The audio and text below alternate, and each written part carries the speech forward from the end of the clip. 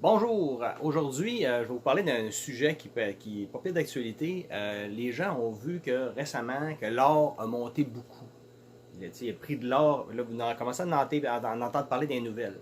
Ça, en même temps, je vais dire aux gens, quand tu commences à en entendre parler des nouvelles, c'est parce que la masse va être informée. Moi je vous parle de ça parce que quand tu t'informes avant, tu es au courant avant la masse. C'est là que tu peux profiter d'opportunités. Je ne vous dis pas qu'il n'y a pas une opportunité actuellement avec l'or, mais l'opportunité était avant.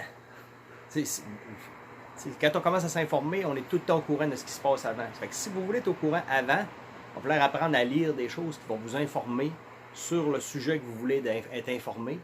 Fait que, il y a des bonnes lectures que vous pouvez faire là-dessus, ce que moi j'ai fait dans le passé parce qu'ils m'ont été recommandés par des gens à succès. Alors, c'est pour ça qu'on vient, quand ça arrive, on est comme content de dire ah, ok, on le savait que ça allait arriver. C'est ça qui est plaisant. Fait que l'or est sur le bord de franchir 2000 $. Puis, c'est quoi que ça veut dire 2000 $? J'ai lu un livre récemment là-dessus, The New Case for Gold, de James Rickard. Puis, l'auteur, il disait, l'auteur c'est un pas pire spécialiste de l'or, il disait que quand ça va franchir 2000, fait que je vous dis qu'il y avait une opportunité avant, mais il y en a peut-être encore une aujourd'hui, parce que lui disait, quand l'or va franchir 2000, ça va juste accélérer à monter plus vite, parce que ce qu'on lit dans les littératures, c'est que l'or est sous-évalué énormément. Parce que avec toute l'impression d'argent qu'on a vécu depuis 1971, parce que tu sais pourquoi 1971, parce qu'en 1971, on a arrêté d'appuyer 1 $ sur l'or. Vous comprenez? On imprime de l'argent, mais c'est parce qu'on a de l'or. En 1971, à cause de la guerre du Vietnam, les États-Unis n'y arrivaient plus.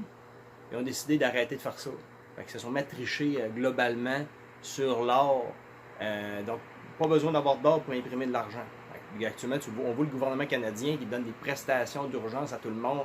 Let's go, let's go. Il n'emprunte pas l'argent. Oubliez ça. À qui vous voulez qu'il l'emprunte de toute façon? Tout le monde est dans la merde. Il n'emprunte pas personne. Il l'imprime. Donc, ça crée de l'inflation. Puis, il n'y a pas d'or plus. Le Canada, entre autres, on est un pays qui est mal positionné au niveau de l'or. Qu'est-ce que ça donne de l'or? En fait, c'est que les pays, actuellement, se munissent d'or. Il y a des pays qui vont... parce qu'il y a les pays se munissent d'or pour être capables, quand il arrive de quoi, il arrive on appelle ça un call-brass, là, un effondrement monétaire. Puis c'est déjà arrivé dans le passé. Effondrement monétaire, il y en est arrivé une en 1914, justement la guerre, c'est normal, les guerres coûtent cher. 1939, c'est pas que les guerres, hein, parce qu'il y a d'autres choses, il y a d'autres quelque chose en arrière d'une guerre. 1914, 1939, 1971, la guerre aussi, tout le temps. Fait que ça, c'est des effondrements monétaires. Il a passé proche d'avoir un effondrement monétaire en 1998, puis en 2008. 2008, tout le monde s'en rappelle parce que c'est vraiment pas loin. Puis actuellement, on est au bord de l'effondrement monétaire aussi, avec tout ce qu'on voit, l'endettement qui est à un niveau incroyablement élevé. C'est pour ça d'ailleurs que l'or monte beaucoup.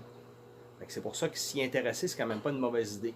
Mais pourquoi que les pays achètent de l'or? Pourquoi la Chine actuellement achète de l'or? Parce que la Chine, c'est un pays qui est quand même en santé financière, mais la vraie valeur, c'est pas avoir des dollars, parce que les dollars, la Chine commence à perdre beaucoup confiance au dollar US, même son propre dollar. Il n'y a rien de mieux qu'un vrai dollar, c'est-à-dire une brique d'or. Parce qu'une brique d'or, ça ne perd pas de valeur avec le temps, ça l'a jamais perdu. Depuis des millénaires, ça n'a jamais perdu de valeur.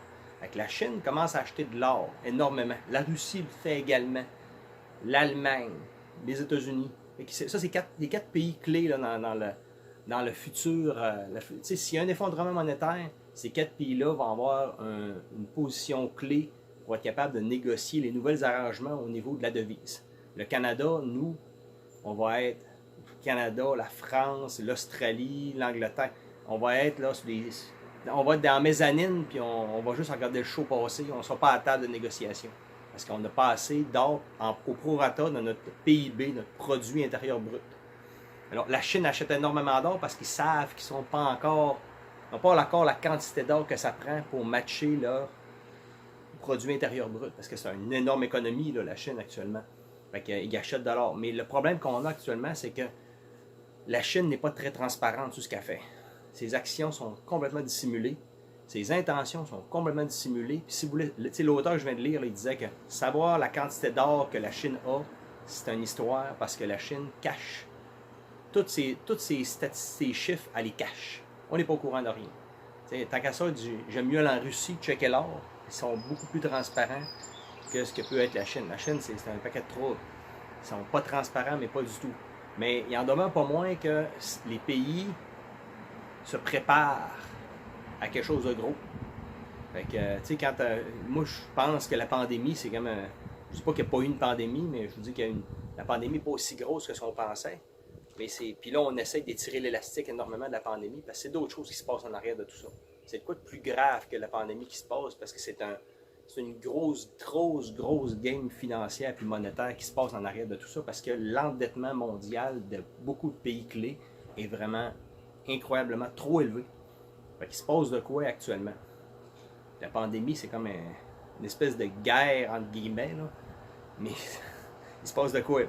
Fait que si vous voulez vous intéresser à l'or, ben moi je pense que c'est jamais une mauvaise idée. D'ailleurs, vous l'avez vu, si vous avez le super app, puis je vous le recommande fortement le super app parce qu'il y a la forme financière à l'intérieur. Puis dans la forme financière, ils disent que tout individu devrait avoir au moins un portefeuille de liquidité de 10% d'or chez vous, dans la maison.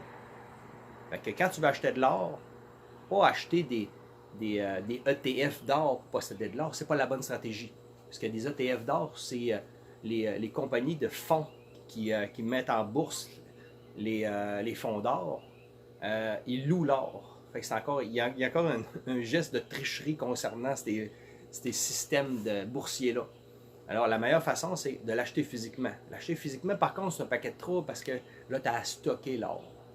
Ça prend un coffre-fort, ça prend des fois des assurances si tu en as beaucoup. Si tu as une grosse valeur financière, ça t'en prend plus un peu qu'un autre. Fait que si jamais il arrive un effondrement monétaire, ce qui peut arriver, c'est déjà arrivé dans le passé. En 2008, on a passé au bord dans un effondrement monétaire. Ceux qui auraient eu de l'or dans leur maison avec un effondrement monétaire auraient pu continuer de faire des transactions. Ceux avec leur dollar ordinaire, on ne l'aurait même pas accepté, les guichets auraient été vides. De toute façon, tu n'aurais même pas été capable de les sortir de l'argent. C'est ça la rationnelle d'avoir de l'or. Mais le super app, entre autres choses, il y a un mécanisme pour acheter de l'or à l'intérieur. On ne les envoie plus physiquement à la maison, mais il y a une voûte. Si tu es au Canada, tu achètes l'or, elle n'est pas dans une banque. Ça, c'est important que ça ne soit pas dans une banque. Parce qu'une banque, si un gouvernement désespéré est capable d'aller saisir ce qui se passe dans les coffres des banques. Si c'est dans une voûte indépendante, qu'il n'y a pas de rapport avec la réglementation, c'est les réglementations bancaires qui fait que le gouvernement peut faire ça. Mais si tu es dans une voûte indépendante, ils ne peuvent pas le faire. Fait qu'acheter de l'or puis le stocker dans une voûte indépendante, puis le jour que tu en as besoin, tu as juste besoin de caler FedEx, ils vont t'en envoyer chez vous pour être capable justement d'aller faire des transactions. C'est pas une mauvaise idée, c'est juste des préparations préventives au cas d'urgence. C'est pas... ça peut arriver. Ça peut arriver, puis dans ce qu'on vit actuellement avec la pandémie, puis il se passe des effets bizarres autour de nous autres. Fait que c'est pas une mauvaise idée de se préparer à des choses comme ça, mais je vous dirais que purement financièrement, vous voyez l'or monter, serait-il une mauvaise idée d'acheter de l'or si jamais on pense que ça va monter jusqu'à 10 000? L'auteur que je viens de lire, il disait que l'or devrait monter facilement à 10 000. 2 000, ça n'a comme pas de rapport. Les gouvernements, ça fait des années qu'ils manipulent pour qu'elle reste basse. Parce qu'ils ils veulent l'acheter. Mais c'est de la manipulation. Mais quand ils sont comme plus capables de manipuler, puis l'or est en train de monter, puis là, quand on va franchir 2000, on pense que l'auteur là, il vient de dire, on pense que ça va monter rapidement à 10 000, mais il dit même 10 000, c'est pas assez encore élevé pour ce que l'or vaut vraiment sur la Terre. Si on veut faire une vraie valeur de réserve, elle devrait être plus à 50 000. Voyez-vous comment ça peut monter pas mal? Est-ce que c'est une bonne idée? Oui. Est-ce qu'il faut investir tout notre portefeuille là-dedans? Non, mauvaise idée. Mais encore une fois, un 10%, c'est pas une mauvaise idée pour avoir un petit backup, une petite sécurité. C'est comme, je vous dirais, tout le monde vous dit de diversifier votre portefeuille. Ben, ça fait partie de la diversification de votre portefeuille. Puis c'est quand même... ça peut être une bonne... Puis de l'or, c'est sécuritaire. Très sécuritaire. Si vous voulez le meilleur parking qu'il n'y a pas sur la Terre, c'est l'or. L'or, ça n'a jamais perdu de valeur. C'est un parking. Fait que au niveau de la sécurité, là, arrêtez de faire... Les conseillers financiers vous disent « c'est dangereux, l'or, c'est dangereux. » Non, c'est le contraire. C'est l'investissement le plus sécuritaire qu'il ne peut pas avoir. Je ne vous dis pas d'acheter des compagnies de minières. Ça, c'est pas sécuritaire.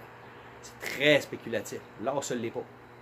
C'est rendu plus sécuritaire avoir de l'or qu'avoir juste de l'argent en cash. Parce que l'argent perd de la valeur, mais l'or n'en perd pas, il en gagne. Alors, c'était ça que je voulais vous dire sur l'art. S'il y en a qui aimeraient ça, faire des commentaires, puis qui se posent des questions, vous pouvez m'envoyer des commentaires sur ma chaîne YouTube, il n'y a aucun problème, je vais vous répondre. Puis je pourrais même vous recommander des lectures d'auteurs qui ont de quoi de très solide d'écrit. C'est tous des auteurs qui m'ont été recommandés par des gens qui ont énormément plus de succès que moi. C'est pas moi qui ai décidé que ces livres-là étaient bons. C'est d'autres gens qui sont vraiment plus qualifiés que moi. Bonne journée!